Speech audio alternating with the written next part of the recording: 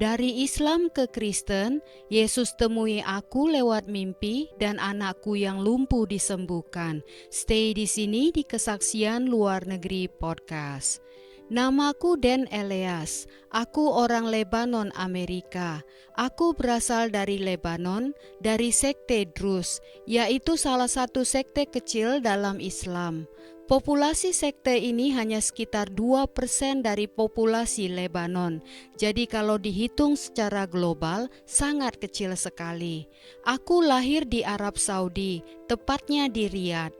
Ketika itu tahun 80-an sedang terjadi perang saudara di Lebanon. Keluargaku sebenarnya bukan keluarga yang taat beragama, tapi secara budaya kami tetap religius. Aku masih ingat beberapa kali ayahku menyembelih domba, lalu kami bikin pesta barbeque besar di rumah dan keluarga datang berkumpul. Ayahku juga pernah menunaikan umroh ke Mekah dan menghabiskan 4 hari di sana. Ibuku belajar hukum syariah di sebuah perguruan tinggi Arab Saudi. Sejak kecil di Riyadh, aku sangat terbiasa dengan ajaran Islam Sunni. Dan menurut pemahamanku saat itu, Islam adalah satu-satunya agama di dunia.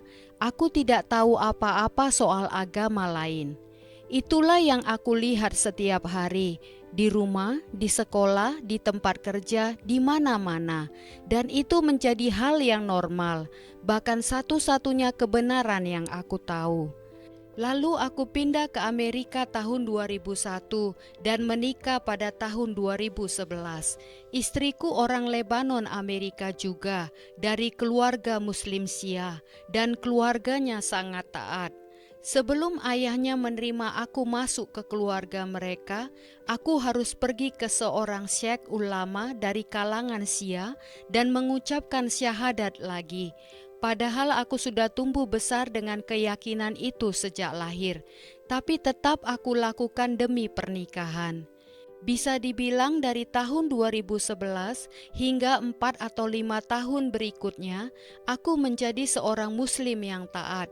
Aku rajin sholat, menjaga apa yang aku makan dan minum.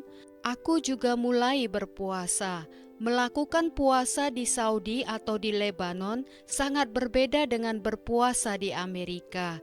Di Amerika, matahari bisa terbenam hampir jam 10 malam.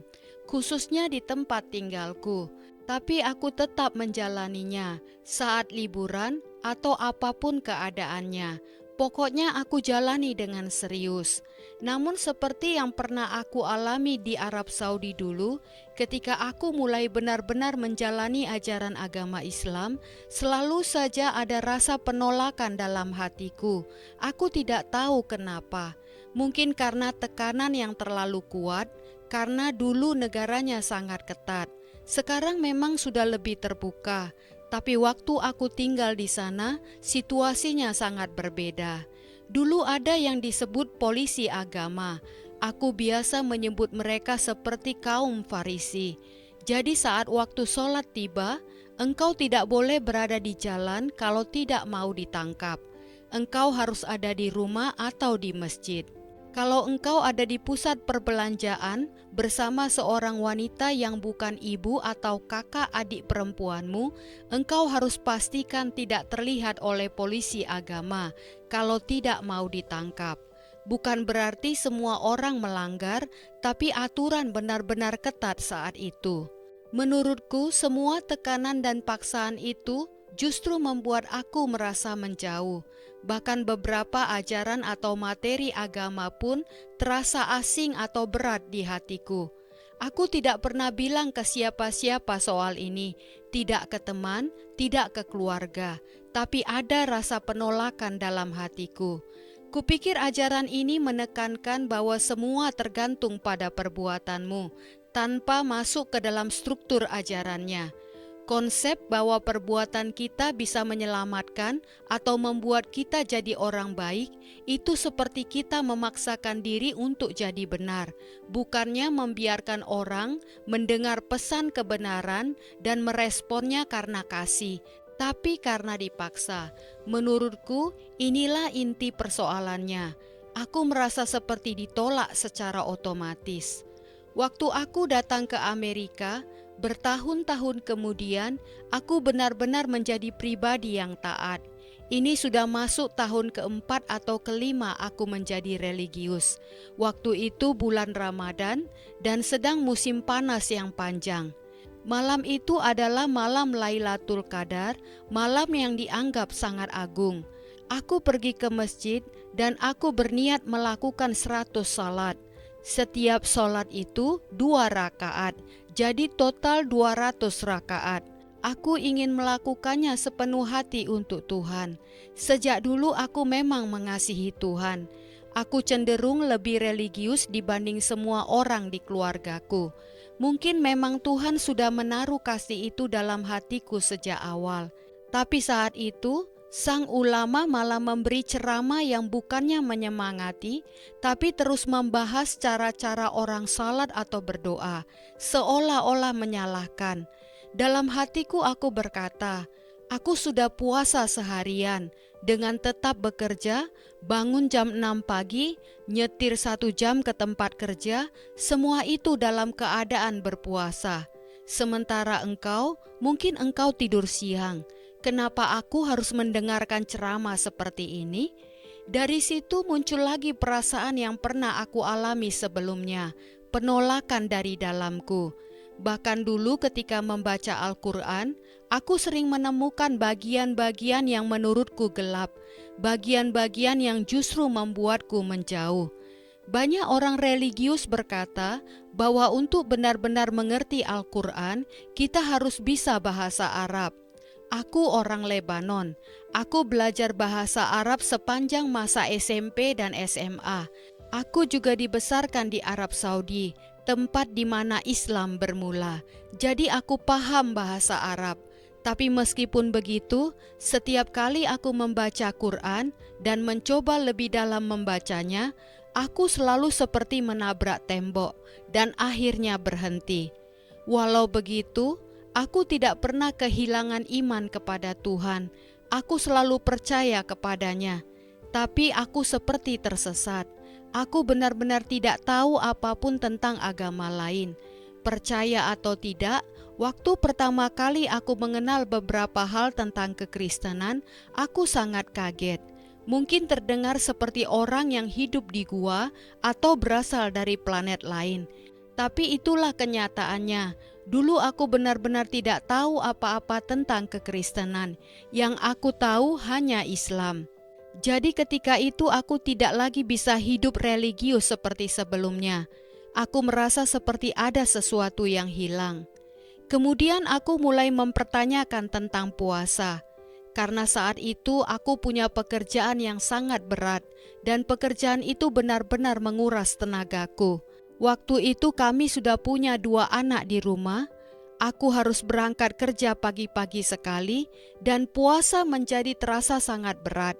Dalam Islam engkau harus berhenti makan sebelum fajar, lalu menjalani hari tanpa makanan dan minuman sampai matahari terbenam. Di musim panas, ini berarti bisa lebih dari 12 jam tanpa air setetes pun dan tanpa makanan. Engkau tetap harus menjalani rutinitas harian seperti biasa. Sekarang budayanya sudah lebih terbuka, tapi di tahun 2010-an keadaannya belum seperti itu. Di tempat kerja tidak ada toleransi khusus. Engkau tetap diharapkan menjalankan semua tanggung jawabmu seperti biasa. Mungkin engkau bisa dapat 1 hari libur ekstra setelah puasa sebulan selesai. Tapi selama 30 hari, tergantung bulan apa Ramadan itu jatuh, engkau tetap harus puasa, dari sebelum matahari terbit sampai matahari terbenam. Semua itu didasarkan pada pemikiran bahwa perbuatanmu lah yang akan mendekatkanmu pada Tuhan, bahwa apa yang engkau lakukan bukan imanmu yang akan dihitung sebagai nilai kebaikan. Jujur saja, buatku, setiap kali aku bertanya tentang sesuatu, jawaban orang Muslim selalu, tanya syekh, tanya ulama. Para ulama itu biasanya mendalami 3 kitab utama, Al-Quran, hadis, dan tafsir. Semua harus dipelajari dalam bahasa Arab kalau engkau ingin jadi ulama atau syekh. Mereka akan bilang, engkau berpuasa supaya bisa merasakan penderitaan orang miskin. Tapi waktu itu, aku merasa Tuhan menaruh pemikiran ini dalam hatiku. Kalau tujuannya supaya engkau merasakan apa yang dirasakan orang miskin, kenapa tidak langsung saja engkau sumbangkan uangmu? Dengan begitu, dua-duanya tidak perlu menderita kelaparan. Engkau bisa pastikan mereka yang benar-benar tidak punya makanan dan air bisa mendapatkannya, dibanding menahan lapar dan haus berjam-jam, lalu berpesta makanan di malam hari. Bukankah itu lebih masuk akal? Hal-hal seperti itu, hal-hal logis yang dulunya aku anggap sebagai bagian dari budaya di Timur Tengah, di Barat malah terasa janggal. Semua itu membuatku bertanya-tanya. Satu hal yang selalu aku sampaikan ke teman-teman Muslimku adalah Islam di Timur sangat berbeda dengan Islam di Barat. Di Amerika, kalau engkau pergi ke ulama, mereka akan menyambutmu dengan senyum. Mereka akan mencoba bersikap lunak, berdialog pelan-pelan, dan mencoba memberi pemahaman. Tapi kalau engkau terus bertanya, akan tiba titik di mana warna asli dari budaya Timur akan muncul. Mereka akan mulai berkata dengan tegas, bahkan mengutip ayat-ayat untuk bilang bahwa engkau sedang menentang Tuhan. Mereka akan berkata, engkau tidak bisa seperti itu. Sementara Islam di dunia Arab, semuanya langsung to the point. Engkau akan langsung dipermalukan hanya karena mempertanyakan. Akhirnya aku kembali menjadi Muslim budaya. Aku tidak sholat, aku tidak puasa, aku tetap berkata hal-hal yang seharusnya, aku tetap percaya Tuhan itu ada. Tapi buatku tidak masuk akal bahwa seseorang harus beragama tertentu supaya bisa masuk surga, supaya bisa dianggap orang baik. Jadi aku memilih hidupku sendiri. Orang lain tidak akan menghakimi aku dan aku juga tidak akan menghakimi orang lain. Waktu itu COVID melanda. Seperti orang-orang lainnya, aku sempat traveling, ganti pekerjaan dan lain-lain. Hidup terus berjalan. Sejak aku meninggalkan kehidupan yang religius, aku justru merasa lebih baik. Aku bahkan sempat merasa diriku lebih baik dari orang-orang religius. Lama-kelamaan aku jadi suka mempertanyakan iman orang lain, baik itu Muslim, Kristen, Yahudi. Aku pikir, apa gunanya semua ini? Mereka semua bertengkar. Lihat saja konflik di Timur Tengah, semua karena agama. Sikap hidup dan pola pikir seperti itu aku hidupi selama 6-7 tahun. Sampai akhirnya Januari 2023, tiba-tiba saja, tanpa diduga, aku mendapat sebuah mimpi, dan mimpi itu benar-benar mengguncangku. Dalam mimpi itu, aku melihat malaikat. Malaikatnya seperti patung besar di Eropa, ukurannya 2 kali manusia biasa. Dia mendekat dan berbisik di telingaku. Yang aneh, aku tidak tahu itu mimpi atau penglihatan, karena dalam mimpi itu, aku sedang berbaring di kasur, persis seperti posisi tidur saat itu. Aku melihat keluar jendela dan malaikat itu membisikkan sesuatu di telingaku. Dia berbicara dalam bahasa yang tidak kukenal, seperti Latin atau Ibrani atau Aram, tapi entah bagaimana aku bisa memahami artinya. Malaikat itu menunjukkan kepadaku banyak hal, tentang karirku, tentang saudara-saudaraku, dan tentang sebuah kubur terbuka. Lalu malaikat itu berkata, setelah ini terjadi, semuanya akan baik-baik saja. Dan aku sangat paham maksudnya. Kemudian aku terbangun, kaget, bingung, tidak bisa tidur lagi. Aku gelisah, bolak-balik di tempat tidur, mencoba mengerti apa artinya ini. Yang membuatku semakin bingung adalah saat aku akhirnya tertidur lagi, 1 atau 2 jam kemudian, aku mengalami sesuatu yang jahat. 2 roh jahat mencoba menggodaku. Mereka memakai hal-hal duniawi, seperti saham Amazon, uang. Aku tidak tahu harus menjelaskannya bagaimana, tapi mereka mendekatiku dengan segala daya tarik dunia. Biasanya, saat mengalami gangguan seperti itu dalam tidurku, dan gangguan seperti ini sudah sering terjadi sejak lama, aku akan merasa tubuhku ditahan di tempat tidur, seperti tidak bisa bergerak. Dan biasanya, aku akan mulai membaca surah dari Al-Quran supaya mereka pergi. Begitu juga malam itu, aku membaca surah, lalu mereka pergi dan aku langsung bangun. Tapi kali ini aku benar-benar tidak bisa tidur lagi. Hari itu aku jalani dengan perasaan bingung dan gelisah. Aku berpikir, mungkin aku harus kembali berdoa. Mungkin aku harus membaca Al-Quran lagi. Jadi aku mulai melakukan sholat kembali dan mulai membaca Al-Quran. Aku membaca beberapa surah. Aku membaca Al-Baqarah, surah kedua, surah yang paling panjang tanpa masalah. Tapi saat masuk ke bagian-bagian tertentu, aku langsung merasa enggan. Bukan karena aku tidak mengerti, karena aku bisa bahasa Arab. Aku dibesarkan di Arab Saudi. Bahasa Arab adalah bahasa pertamaku. Aku tahu arti katanya. Tapi tetap saja ada bagian-bagian yang membuatku menolaknya, yang sulit aku terima, dan itu terjadi lagi padaku. Dan ketika itu, anak perempuanku yang paling kecil tiba-tiba mengalami masalah kesehatan. Awalnya dia hanya pincang sedikit, lalu tiba-tiba dia harus ada di kursi roda. Semua terjadi hanya dalam waktu sebulan. Meskipun aku merasa enggan dan merasakan penolakan, tapi karena apa yang terjadi pada putriku, aku berkata dalam hati, "Tidak, aku tidak bisa berhenti hanya karena rasa penolakan ini. Aku harus terus lanjut." Aku lanjutkan bacaannya, dan sampai pada surah Nisa, dan aku tidak tahu bagaimana menjelaskannya, aku langsung tidak ingin melanjutkan. Hatiku menolak. Tapi aku tetap ingin berdoa untuk anakku. Dan perlu diingat, Islam adalah satu-satunya hal yang aku tahu. Aku tidak pernah tahu agama lain. Lalu aku berpikir, mungkin aku harus membaca surah Maryam. Itu surah favorit tanteku, dan tanteku punya qari pembaca favorit. Dan aku suka mendengarkannya karena suara orangnya tenang dan damai. Jadi aku mulai membaca surah Maryam. Dan untuk pertama kalinya dalam hidupku, bulu kudukku merinding.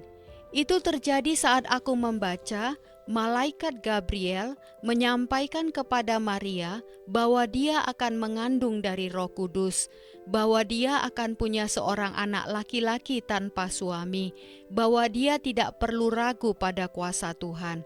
Saat itulah aku merinding luar biasa, dan entah kenapa aku langsung merasa, aku harus baca Alkitab.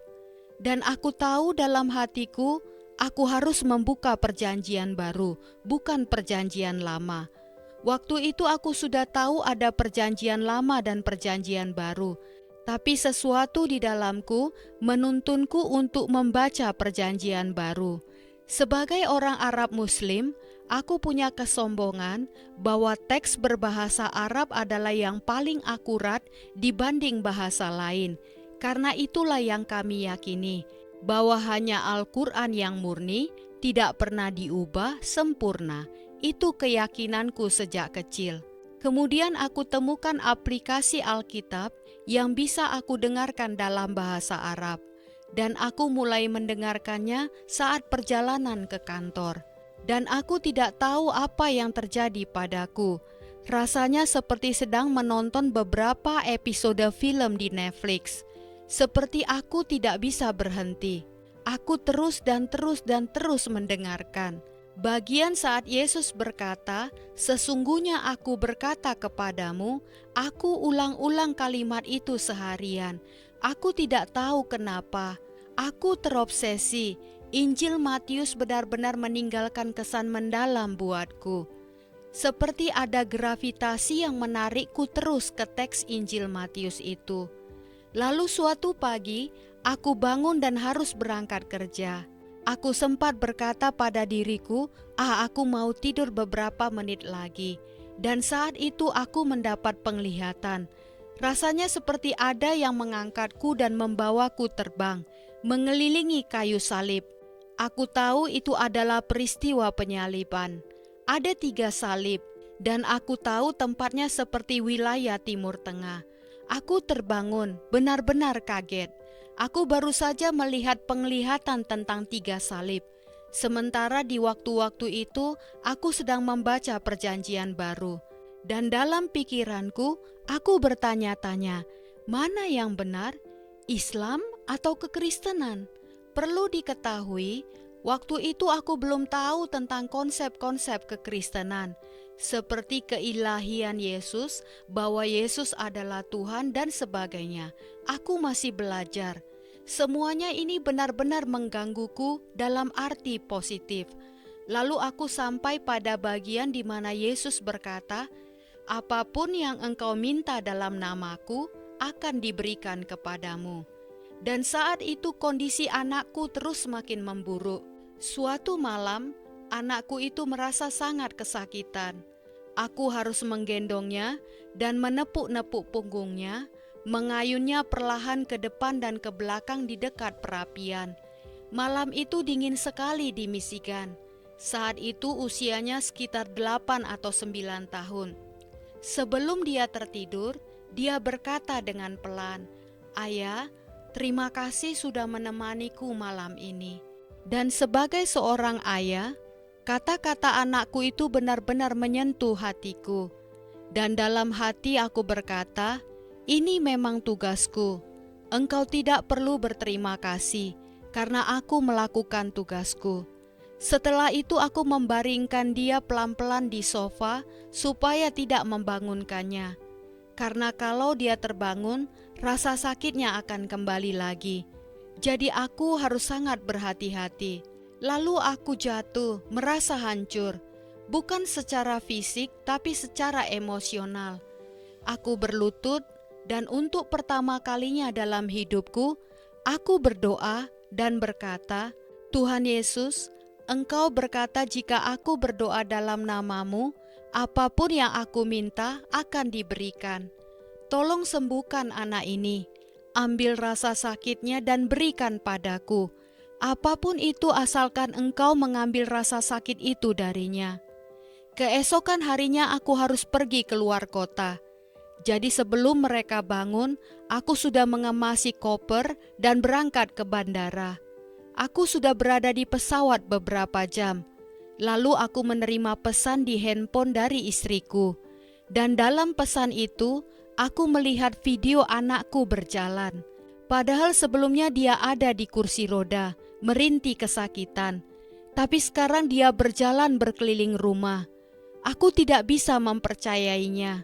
Aku duduk di pesawat, di sebelah rekan kerjaku, dan aku menangis.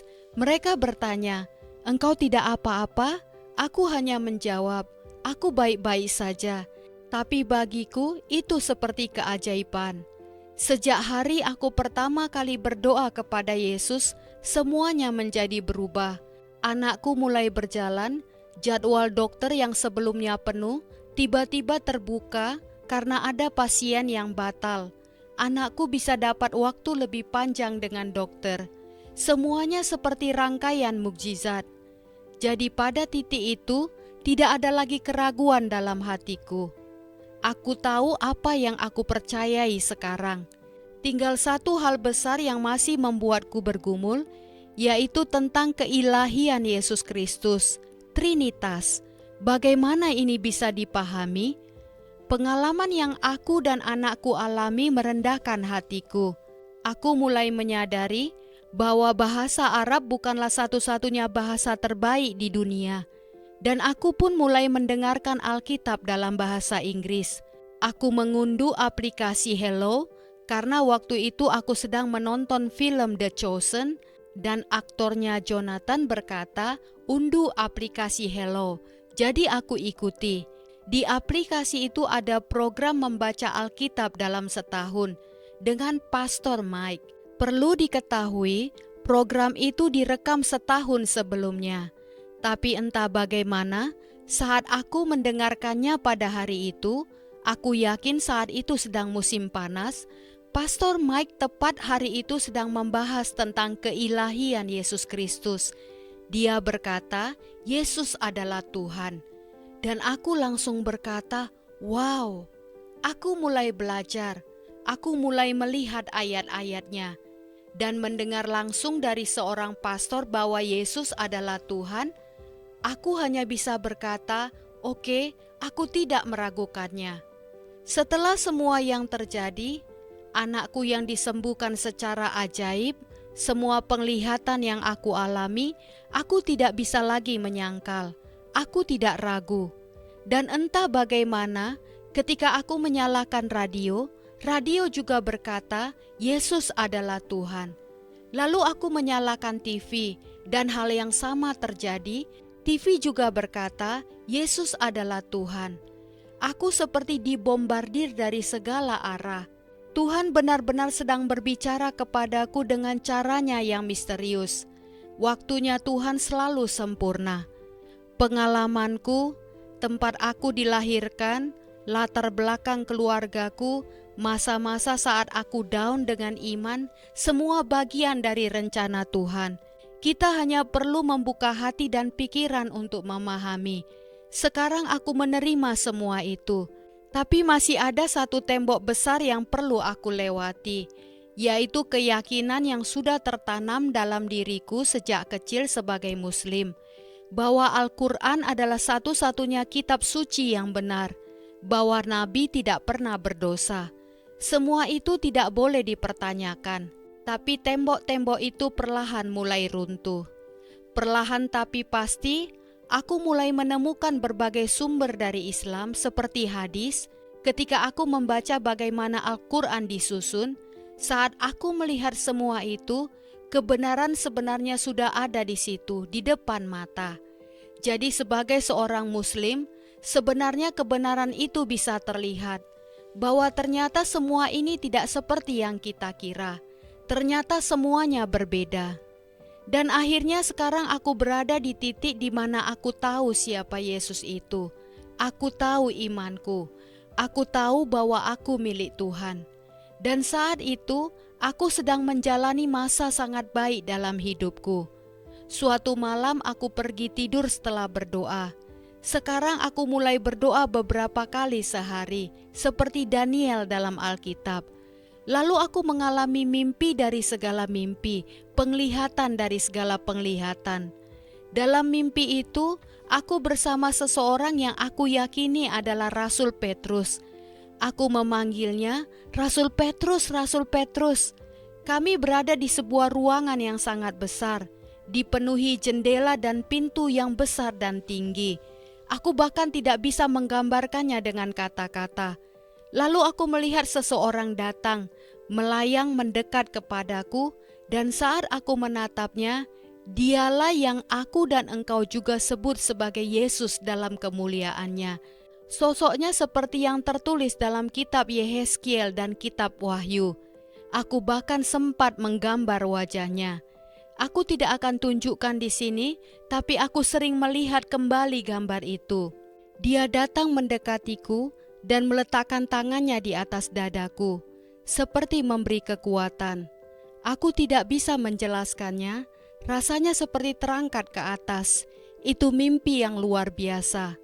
Aku tidak tahu harus menjelaskannya bagaimana, tapi kemudian aku mulai takut. Takut bahwa Tuhan akan membawaku pergi. Dan aku mencoba bicara, tapi aku tidak bisa. Rasa takut akan Tuhan, yang merupakan rasa hormat, kagum, dan taat akan Tuhan, itu nyata. Dan aku ingin tekankan ini, karena banyak orang Kristen yang hanya berbicara soal diselamatkan, tapi tidak pernah benar-benar merenungkan takut akan Tuhan. Aku berkata dalam hati, Tuhan, ini belum waktuku. Aku masih harus mengurus keluargaku, rumah, biaya anak, semuanya. Anakku juga baru saja sembuh, dan dia melepaskanku. Aku terbangun dari mimpi itu, dan sejak saat itu, Tidak ada lagi pertanyaan, tidak ada lagi tembok, tidak ada lagi keraguan. Semuanya selesai. Aku tahu apa yang aku lihat, dan aku bersyukur Tuhan menunjukkan itu kepadaku. Lalu aku memutuskan untuk dibaptis. Aku dibaptis pada tanggal 1 Oktober 2023. Aku menemukan gereja lokal, bergabung di sana, dan tetap bertumbuh hingga sekarang. Tidak lama setelah itu, istriku menyusul.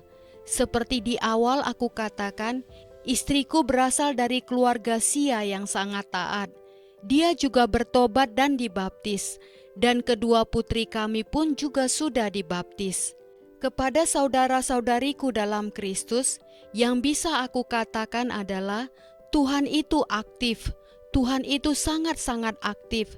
Kita hanya perlu mendengarkan dan perhatikan tanda-tandanya Tuhan. Tapi jangan mengira bahwa tanda-tanda itu harus muncul dengan cara yang engkau inginkan. Biarkan semuanya terjadi sesuai waktu dan cara Tuhan. Buka hatimu untuk mendengar suaranya. Bagiku itu dimulai ketika aku mulai merasa ditolak saat membaca Al-Quran. Lalu aku hanya mendengarkan satu podcast Alkitab. Dan sejak itu rasanya seperti magnet. Aku tidak bisa berhenti mendengarnya. Kita hanya perlu bersedia terbuka dan mendengarkan pesan Tuhan. Engkau akan tahu itu dari Tuhan karena semua yang aku dengar, pengalaman-pengalamanku, mimpiku, semuanya selalu sesuai dengan Alkitab. Aku mendapat mimpi hampir setiap hari. Dalam 2 minggu terakhir, aku mengalami banyak mimpi yang luar biasa. Mimpi yang seolah-olah diambil langsung dari kitab Yehezkiel dan Daniel. Dan begini cara kita tahu bahwa itu dari Tuhan. Kalau pesan itu sesuai dengan isi Alkitab, maka itu dari Tuhan. Tapi kalau tidak ada di Alkitab, maka itu bukan dari Tuhan. Ingatlah, iman kita itu bukan soal kepintaran, tapi soal hikmat. Kalau engkau ingin pintar, silakan kejar gelar doktor atau master.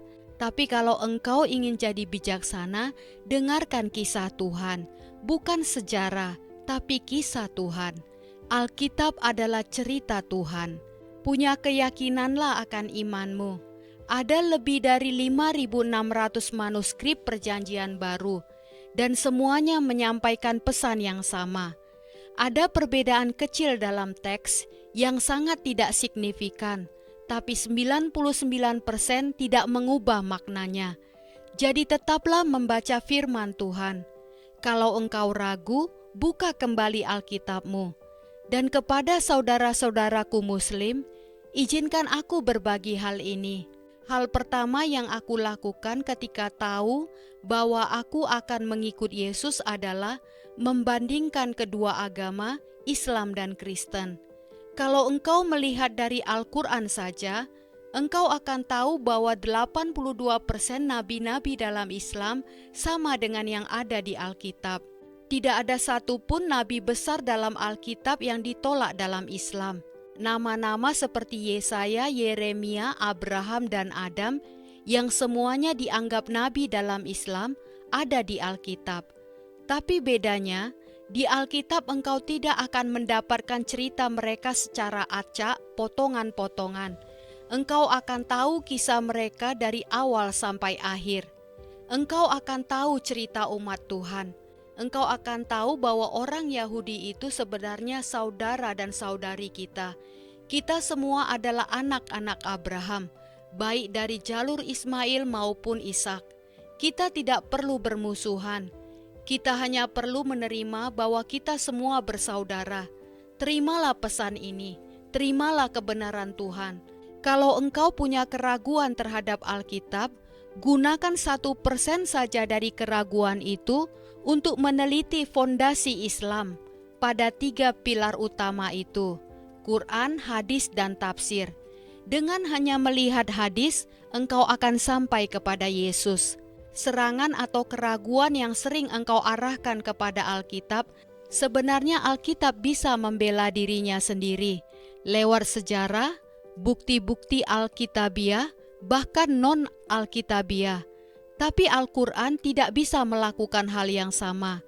Artinya, engkau sebenarnya lebih dekat kepada Yesus daripada yang engkau kira.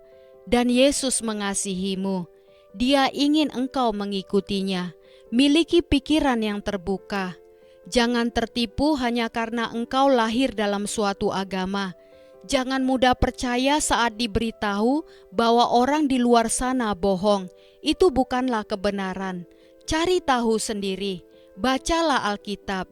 Jangan biarkan ustadz atau ulama menentukan apa yang boleh engkau baca, karena mereka hanya mengambil dari 3 sumber yang sama, tanpa pernah mengecek lebih jauh. Carilah sumber lain, dan engkau akan melihat, seperti aku melihat hidup saudara Nabel Qurasy, saudara Muhammad, dan banyak lagi yang sudah berpindah. Aku bersyukur mendapat mimpi dan penglihatan, tapi engkau tidak perlu itu semua untuk memiliki cerita hidup yang sama. Berdoalah, buka pikiranmu, dan engkau akan melihat ketika engkau datang kepada Yesus, semua yang engkau anggap sebagai musuh, semua itu hanyalah mitos. Yesus akan memberimu penglihatan yang jernih. Engkau akan tahu bagaimana untuk mengalami damai yang sejati. Engkau akan tahu cara melepaskan diri dari hal-hal yang menyakiti dirimu. Hal-hal yang engkau tahu buruk, tapi tetap engkau lakukan. Percayalah, kalau engkau beri Yesus kesempatan, Dia akan menyelamatkanmu. Yesus berkuasa untuk menyelamatkanmu. Semoga kesaksianku ini membawa terang pada kebenaran. Bagiku Tuhan melakukan 2 hal. Dia menunjukkan mimpi dan penglihatan. Dia melakukan mukjizat nyata dalam hidupku. Aku tidak tahu apa lagi yang perlu kita lihat dari Tuhan untuk percaya dan mengikuti Yesus Kristus. Puji Tuhan, sampai bertemu di episode berikutnya. Tuhan Yesus selalu memberkati kita semua. Amin.